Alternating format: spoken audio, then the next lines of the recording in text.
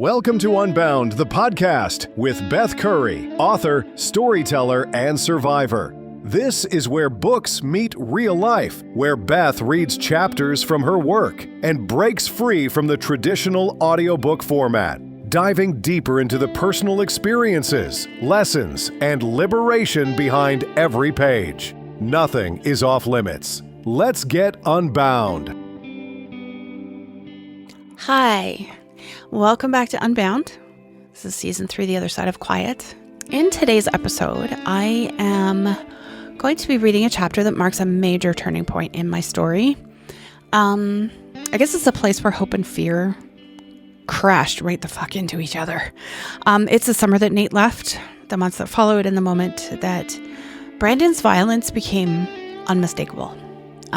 This chapter kind of holds the truth about what was happening behind the scenes and the moment that everything finally broke. This is chapter 7 in the book, The Breaking Point.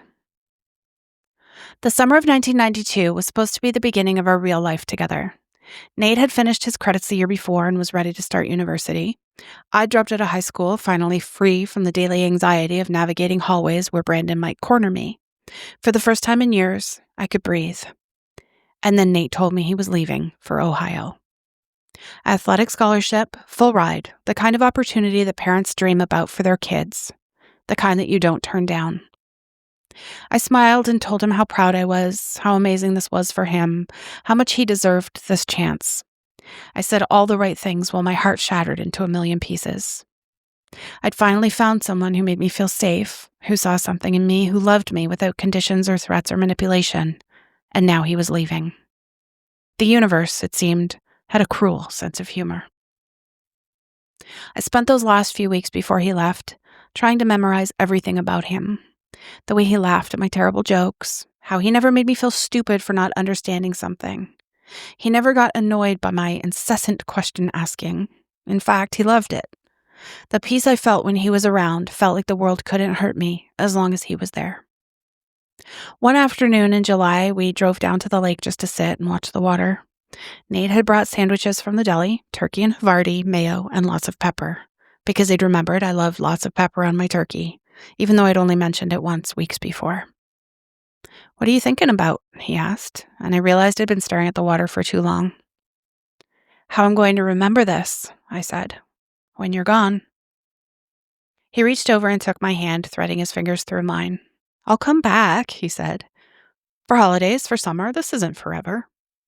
But we both knew it felt like forever. We both knew that once he left, everything would change.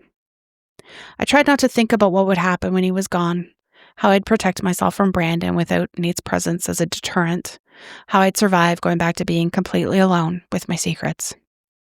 When Nate left for Ohio that August, I thought it was the end of the best thing that had ever happened to me. I had no idea it was actually the beginning. Nate lasted exactly 1 semester in Ohio. He called me in December, and I could hear something in his voice I'd never heard before. Defeat. Exhaustion. The sound of someone who was living someone else's dream instead of his own. "I hate it here," he said simply. "I don't want to be an athlete. I never did. This isn't who I am." He told me about the pressure, the expectations, the way his entire identity had been reduced to how fast he could run. He talked about feeling trapped in a life that looked perfect from the outside but felt like suffocation from within. I knew that feeling intimately. "What do you want to do?" I asked him. "I want to come home," he said. "I want to study what I actually care about. I want to figure out who I am when I'm not performing for other people." My heart started beating so fast I thought it might explode. "What about the scholarship?" "I'm giving it up," he said, and there was something lighter in his voice already. "My mom says she'll help me figure out another way. My parents want me to be happy, not just successful." I couldn't imagine having parents who would support you in walking away from something that everyone else thought you should want, who would choose your happiness over their bragging rights. But that was Nate's family. That was the kind of love I was slowly learning existed in the world. I guess I realized that I also had that, but I was pretty wrapped up in the fact someone else did too. And the sacrifice there seemed even bigger than what I had ever seen. My family experience. "When?" I asked. "I'll finish out the semester," he said, "but I should be back by January." When we hung up, I cried for an hour. relief, joy, gratitude, emotions I'd forgotten I was capable of feeling. Nate was coming back. Nate was choosing to come back. When Nate returned at Christmas 1992, something had changed between us. Maybe it was the experience of almost losing each other. Maybe it was Nate's newfound confidence in choosing his own path. Maybe it was just that we'd both grown up a little during those months apart. Whatever it was, we were closer than we'd ever been. Nate got another apartment closer to the university where he'd enrolled to study what he actually wanted to study. He had his own car now, which meant I could leave my house without having to worry about running into Brandon on the street.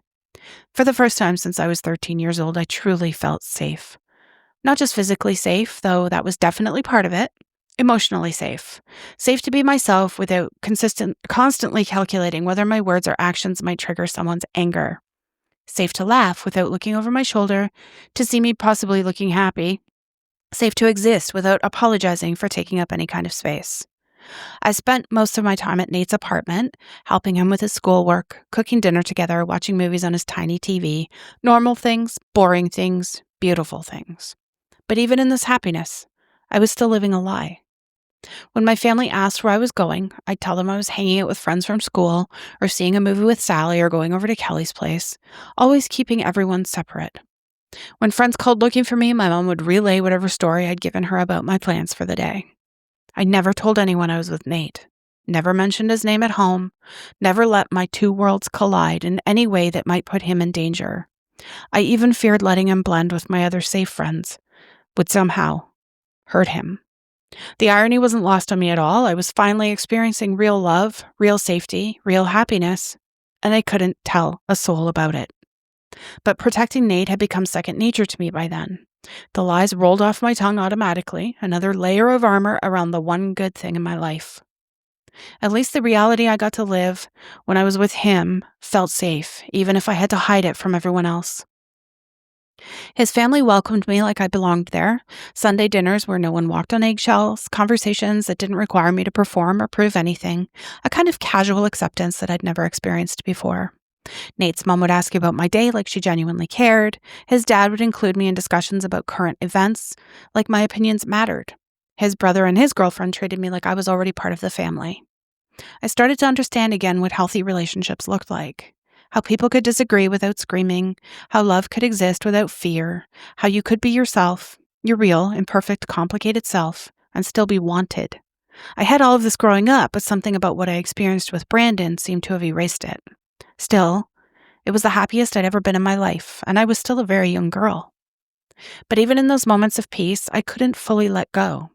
I'd find myself still checking, constantly aware of my surroundings, hating when the phone rang, making mental calculations about whether I'd been gone from home too long, whether Brandon might have driven by and noticed my absence. Nate noticed. "You okay?" he'd asked when I'd suddenly tense up for no apparent reason. "Yeah," I'd lie, "just tired." I was getting so good at lying those little lies that sometimes I almost believed them myself.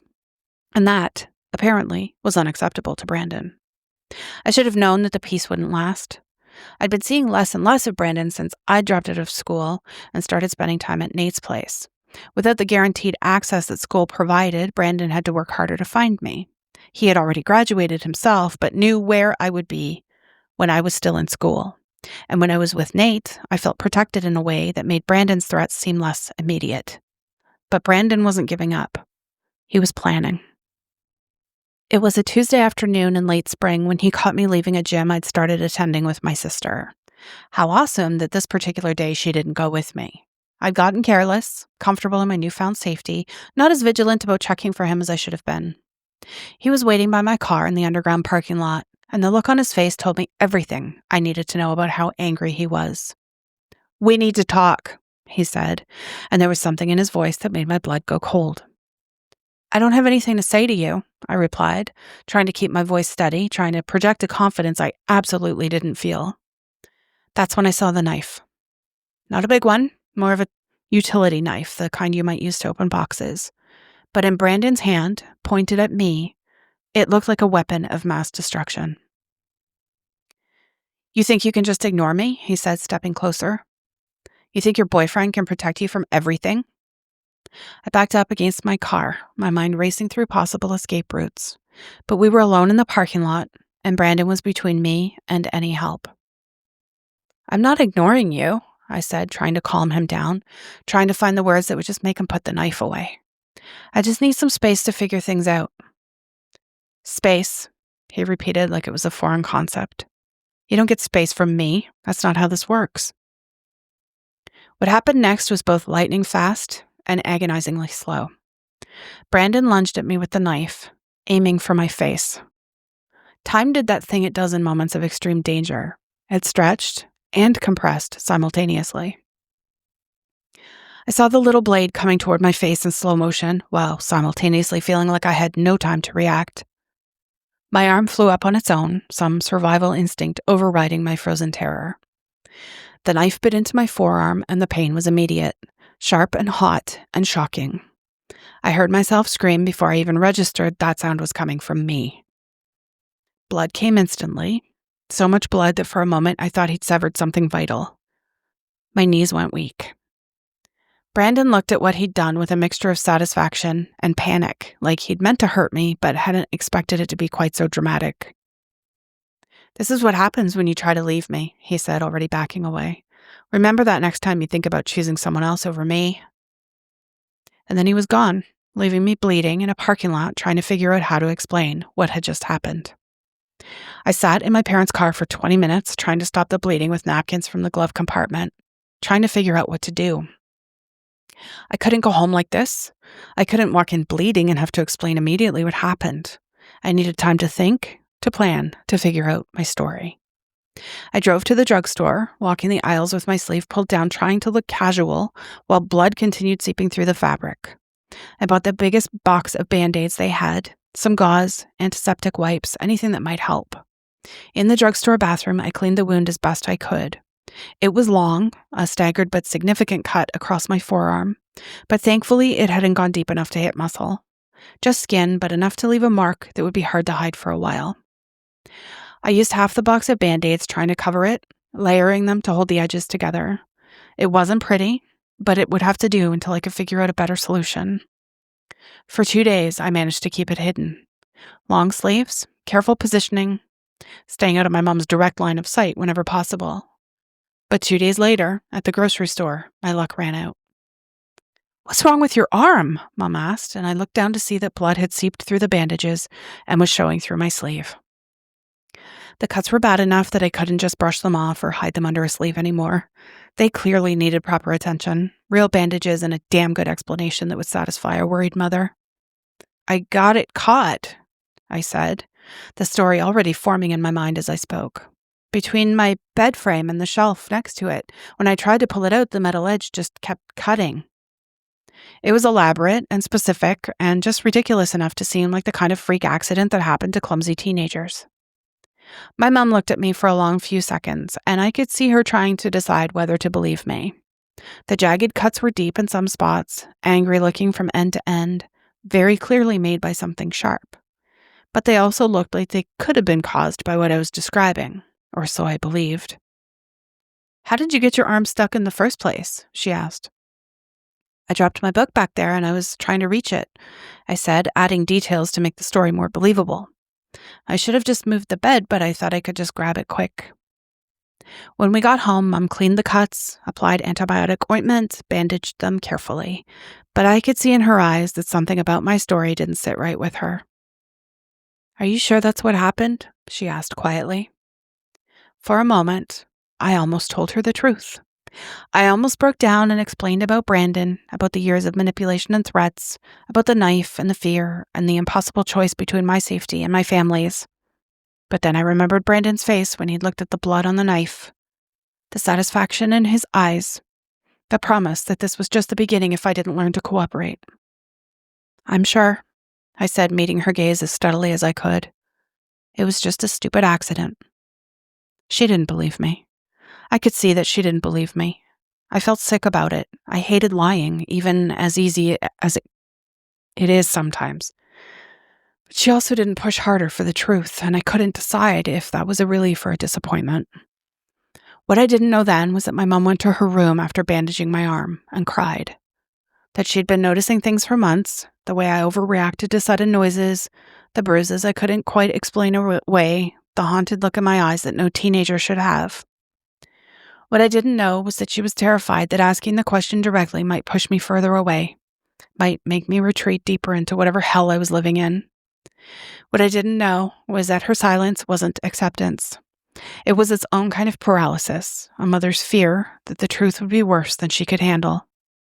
We were both drowning in our own versions of helplessness, both choosing silence over the confrontation that might have saved us both years of anguish. The knife attack changed a lot. Brandon had shown me exactly how far he was willing to go to maintain control over me. The threat was no longer theoretical. It was written in scars on my arm that would never fully fade. But I also couldn't bring myself to tell Nate what had happened. How could I explain that loving me came with the risk of violence? How could I ask him to stay, knowing that being with me might get him hurt? So I tried lying to him too. Made up the same ridiculous story about getting caught between the bed and the shelf. Watched him examine the cuts with a kind of medical curiosity that made me think he suspected the truth, but didn't know how to ask about it. It's hard to lie to a medical student. "This is kind of deep," he said, his fingers gentle as he traced the air just above the bandages, careful not to touch. "Are you sure you don't want stitches?" "It's not that bad," I said, pulling my arm back. "It looks worse than it is." He was quiet for a moment, and I could see him working through something in his mind. "Beth," he said slowly, "if someone hurt you, you know you could tell me, right?" My heart stopped. This was it.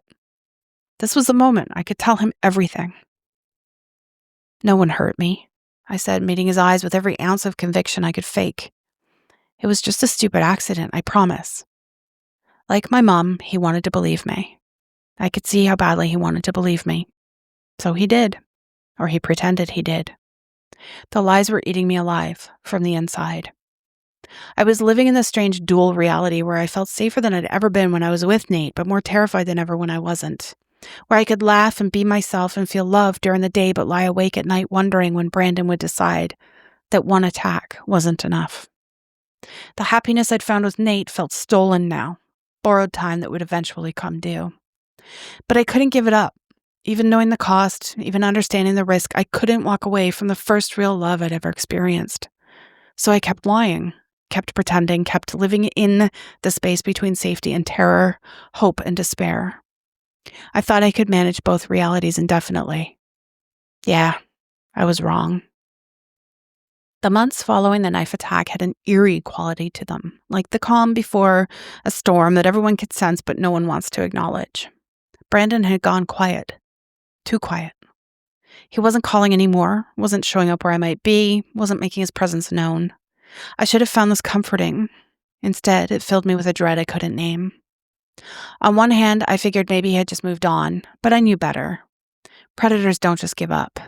They wait, they watch, they plan. In early December, I'd started getting the feeling I was being followed again. Nothing concrete, just that prickling sensation on the back of my neck. The sense of eyes on me when I couldn't see anyone there. I told myself I was being paranoid, that the trauma from the knife attack had made me jumpy. I should have trusted my instincts. New Year's Eve, 1993, started like any other day. I was supposed to go to a party with some friends. Nothing wild, just a small gathering to ring in 1994. Nate was going to pick me up. We'd stay for a few hours, then head back to his place and watch the ball drop on TV. It was supposed to be the beginning of a year where everything would finally be okay. Instead, it became the night my world ended. Brandon had been watching, waiting, and planning. He knew where I'd be. He knew exactly when to strike for maximum impact. The details of what happened that night are burned into my memory with the kind of clarity that trauma creates. Every sound, every smell, every moment of pain and terror, preserved in perfect, agonizing detail. But there are also details that have been hard for me to share in full. That may well happen here in this book, too. Some stories need to be told in their own time, in their own way. What I will tell you is this. Brandon took everything from me that night. My sense of safety, my trust in my own perceptions, my belief that love could protect me from the worst things in this world. And something else. Something precious that I'd been protecting, that I'd been carrying in secret, another secret, for months, that I'd been too afraid to tell anyone about. Something that made Brandon's violence that night not just an attack on me, but on the future I'd been beginning to imagine. When the sun rose on January 1st, 1994, I was a different person than I'd been the night before. Broken in ways I didn't know were possible. Shattered beyond recognition, but somehow, impossibly, still breathing. Permission slip. I'm allowed to protect myself in whatever way keeps me safest. I'm allowed to lie to dangerous people to protect myself and others. I am allowed to tell my truth when I'm ready, not when other people think I should be ready.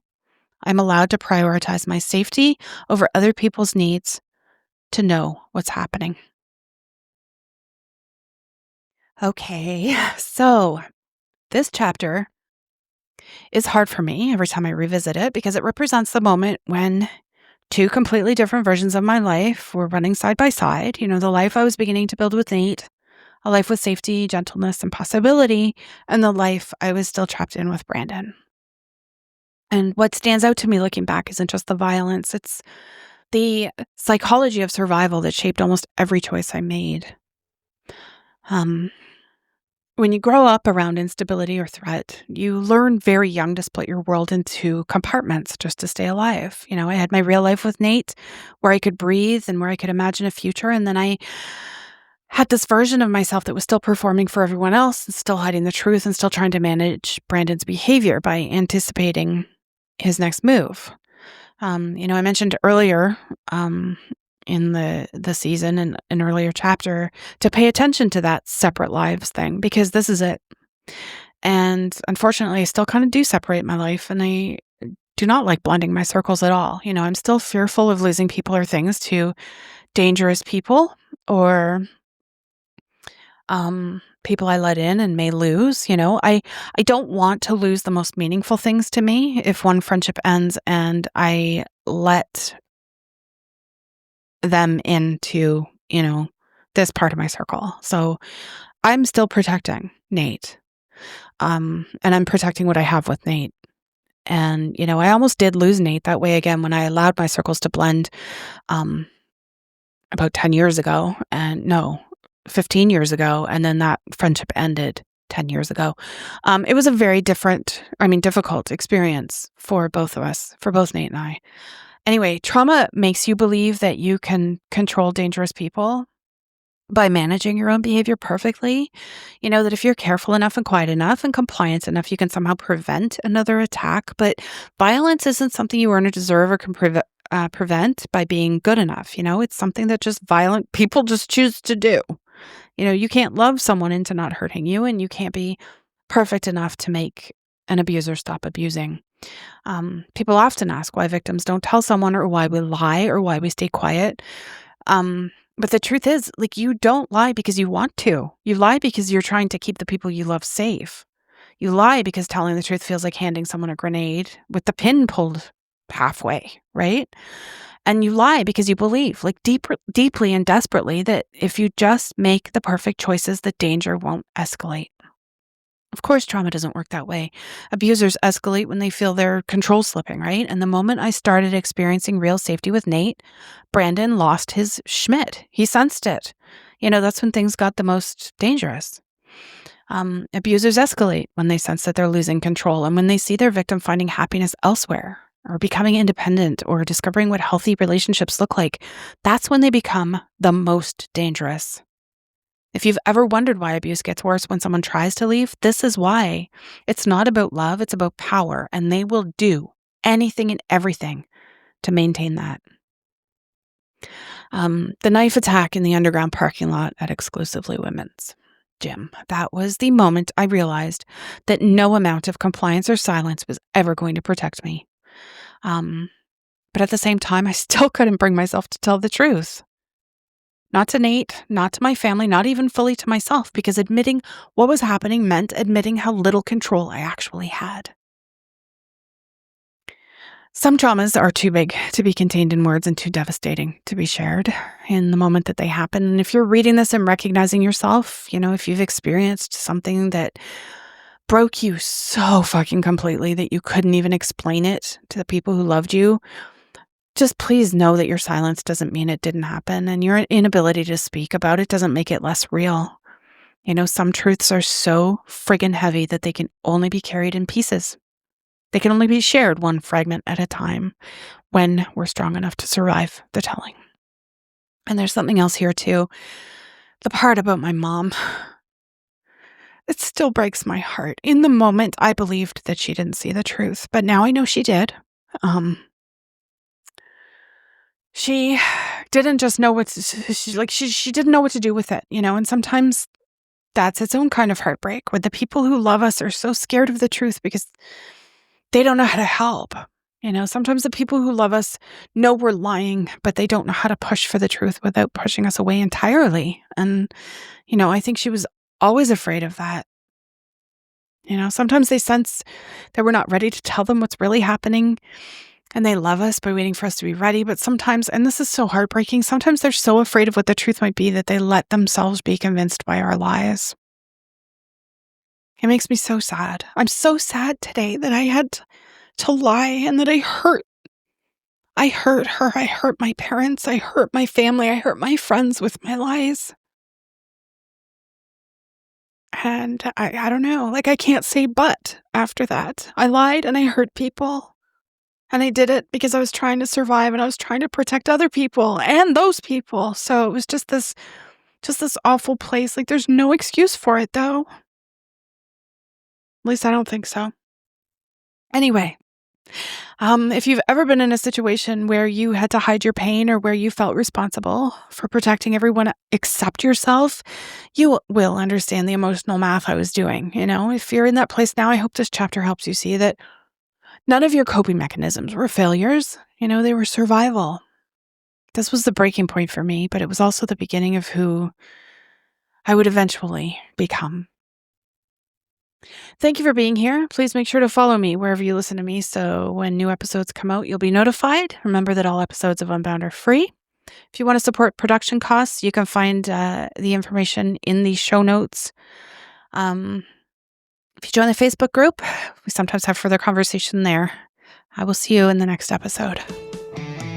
Thanks for listening to Unbound with Beth Curry. Join the conversation in the Facebook group or visit author.bethcurry.com. Want to support the show? Head to ko-fi.com/unbound podcast. Until next time, stay unbound.